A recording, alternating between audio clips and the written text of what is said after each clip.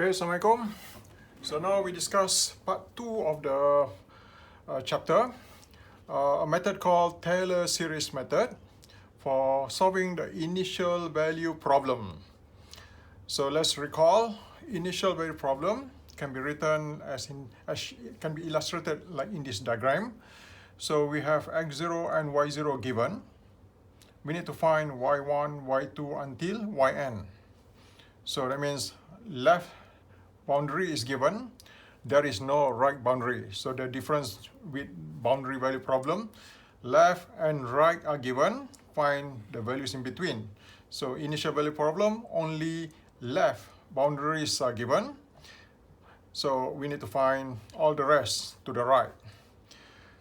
Okay, so we refer to this diagram for solving the problem.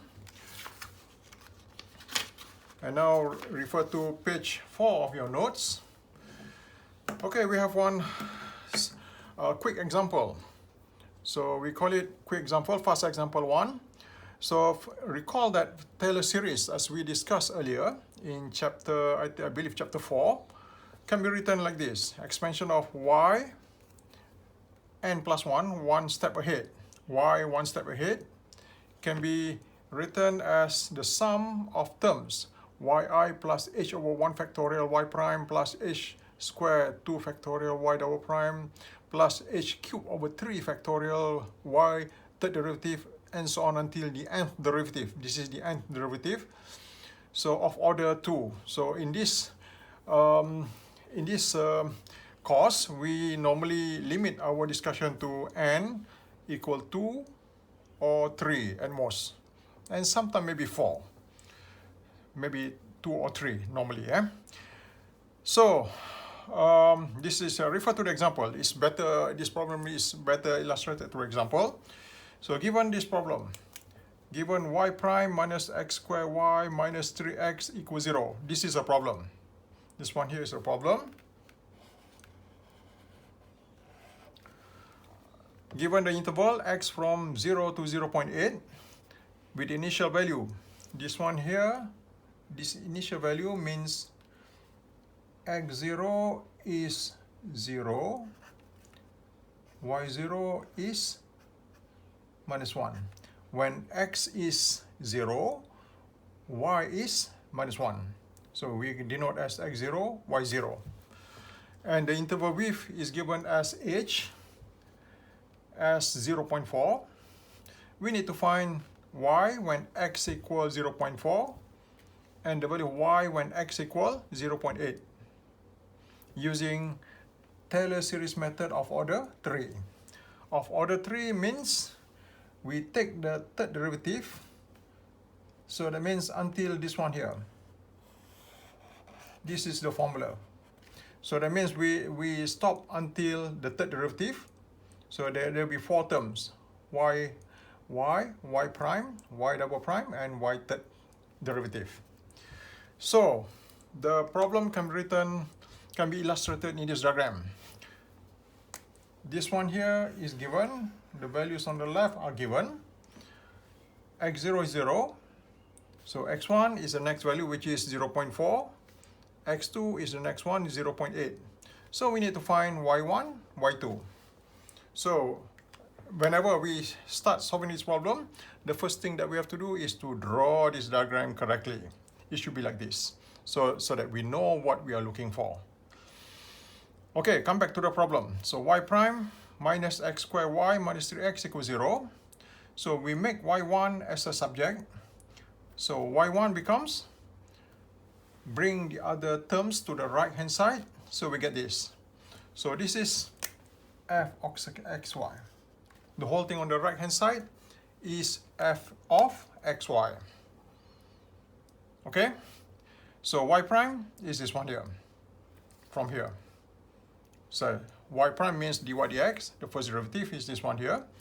Since the formula here involves y prime, y double prime, and y triple prime, so we already have y prime. Now we find y double prime, means we have to differentiate. We have to differentiate x squared y plus 3x. So we differentiate x squared y plus 3x, we get x square y, when we differentiate, we get 2xy plus x square y prime. We use the chain rule in calculus, remember, to do that. So we get this, the first term. The second term, 3x, when we differentiate, we get 3. Just simple as that. So that means y double prime is this one here. And continue with the third derivative. The third derivative, we differentiate each term here with respect to x. The first term, 2xy, we get 2xy prime plus 2y. Again, apply chain rule. Okay, then the second term, x square y prime, we differentiate, we get 2xy prime plus x square y double prime. Okay, and simplify this, we get this. So we get y, the third derivative, which is this one here. Okay, so we have first derivative, second, and third. Next, we put I subscript to each x and y. So this one here becomes this. We need to make it finite. Finite means we put I for each variable x and y. So we have y prime, y double prime, y triple prime. So these are the values that we are going to use in the formula. So with h equals 0.4, which is the width of the interval, so this is a formula that we are going to apply. So we get this. We get this, eh? Okay, now we can start the iteration with I equals 0. With I equals 0, x0 and y0 are the initial values. So we put into this equation, I equals 0. So we get 0 plus 0, we get 0. Second derivative, y double prime 0, we put here. So put in the values, we get 3. Third derivative, we put into this equation, refer to this equation, put in the values of x0 and y0, we get minus 2. And finally, y of 0.4 is y1, the first value of y that we need to compute. So that gives, from this formula here, put in the values, we get the answer, which is minus 0.782, which is 3 decimal, I'm using 3 decimal places here. In the exam, it could be 4, it could be 5, depending on the question. So finish with the first iteration. So we have y1 already, which is this one here. And now, to find y2, we let I equal 1. To find y2, because the formula is one step ahead here. So this time, x1 is 0.4, y1 is minus 0.782, which we just found just now. So from here, we can find the first derivative. Put into this equation, we get this value. Okay, then second derivative, put into this equation, put in the values of x1 and y1, we get the second value, which is this one.